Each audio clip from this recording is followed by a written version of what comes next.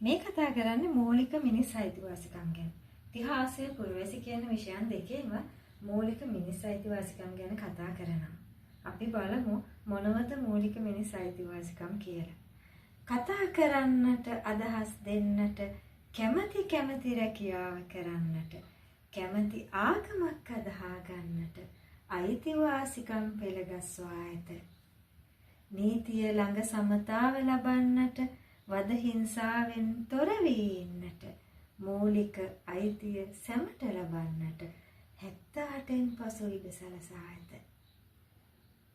1972 දී මූලික මිනිස් අයිතිවාසිකම් ගැන කතා කරනවා. හැබැයි පුතේ 1978 ආණ්ඩු ක්‍රම ව්‍යවස්ථාවේ 3 වන පරිච්ඡේදයේ තමයි මූලික මිනිස් අයිතිවාසිකම් ගැන ස්ථිරාත්මකව කතා කරන්නේ.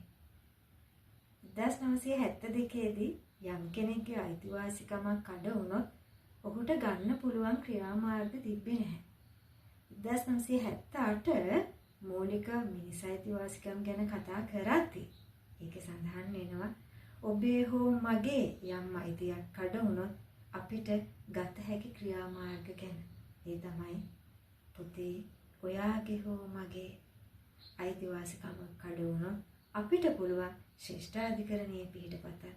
එහෙම නැත්නම් ඔම්බුඩ්ස්මන් වරයාගේ පිහිටපතන්න. ඔන්න මූලික මිනිස් අයිතිවාසිකම් හරිම වැදගත්. මෙන්න මූලික මිනිස් අයිතිවාසිකම්. කතා කිරීමට තියෙන අයිතිය, අදහස් දැක්වීමට තියෙන අයිතිය, කැමැති ආගමක් අදහන්න තියෙන අයිතිය, කැමැති රැකියාවක් කිරීමට ඇති අයිතිය.